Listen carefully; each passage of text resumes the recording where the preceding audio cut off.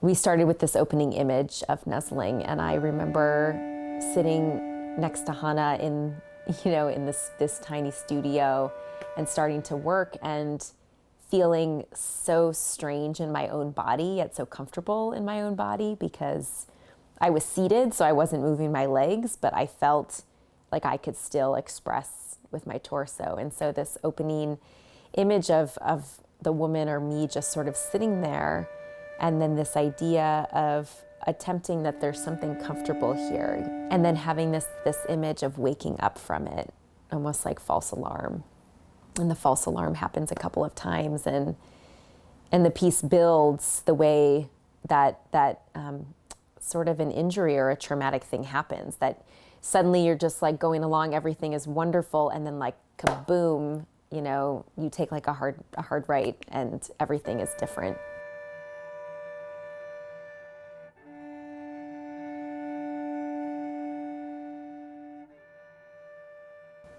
Rupture was actually an amazing thing to work on in a Zoom space when you're injured, because you don't need a lot of space. You're sitting in a chair. It's about what's happening inside, and the internal story comes out as movement and as emotion and as expression. And so that was a really kind of beautiful thing for me to anchor to when I couldn't be moving fully, but also when we couldn't be moving fully because we were on Zoom in a pandemic. There were particular gestures and particular kind of movement themes that were significant and sort of symbolic of what I was feeling. A piece like Rupture has a lot of structured themes or characters or emotional qualities, and the dancer is invited to experience them as they need to and as they feel. So the timing is relative to create the internal, it's responsive to the internal experience. So this is, there are a lot of artists that make sort of these narrative-driven stories, or, thinking about what's happening inside. Anna Sokolow is an artist who believed that motion came from emotion deep inside. And so for me, these themes are inviting the dancer to bring their own kinesthetic experiences or their own story to it. So when they're nuzzling at the very beginning, I'm asking them, who are you nuzzling? Or what are you nuzzling? Is there an idea there? Is there a person? What is that about? Why do you wake up? I'm telling you why I wake up, but I want to know why you're waking up.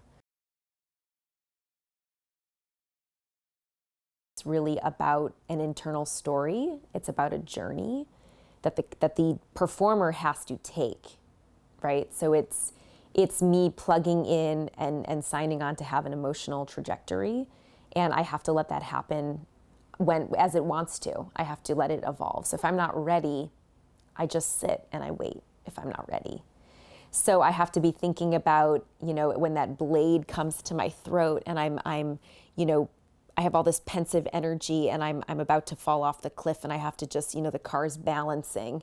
And if I even breathe funny, it's going to tumble off, right? So I'm like, and then for whatever reason inside, I have to decide that I'm going to scan the audience. And then for whatever reason, when I'm ready, I decide to look up and to levitate. And I keep rising and rising and rising until I don't want to anymore, or I can't, and then I collapse.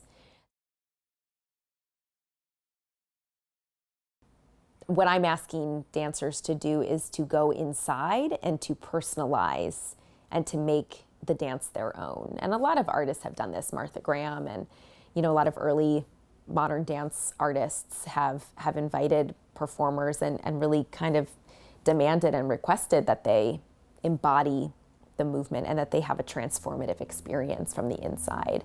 And so what we see, which is so interesting to me, and, Hannah and Nicole and I spent the most time working on this, is how both dancers embodied the story in very different ways and how they approached it through a different lens. And because this is not a piece about shape, it's not a piece about action, It's not a piece about, check mark, and then I do this, and then I do this. It's about asking someone if you can channel the deep experience, the outcome will be what we want. So I was excited to see both of them, exploring the phrase work, how their story led them to, if that makes sense.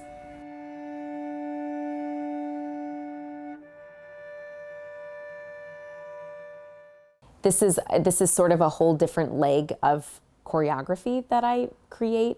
I have dances that are based on musicality and rhythm and using space and moving the body and three-dimensionality and spatial design and all those sorts of things. And then I have dances that are about stories and about telling those stories with your body, that it has to be authentic. It has to be real, or it looks fake and phony, and it looks like you're pretending. I think that's a really challenging place to be as an artist, to take ownership and to have like the internal gusto to say like, I know my story and I anchor in it and now I can do it, especially when I'm not the one who is performing this currently. Like, this is a dance that I made about my experience. It's very personal to me, but I'm not performing it, and I'm not going to be performing it anytime soon. So I have to invite other people to find their own story. They didn't rupture their ACL. They can't channel that experience. It doesn't make any sense. When they wake up, it's not because, it was their first run down the mountain and then they were having a grand old time, they fall back into a dream, and then suddenly, kapooey, the thing happens. That's not their story. And they can't pretend it is, or else it doesn't look real.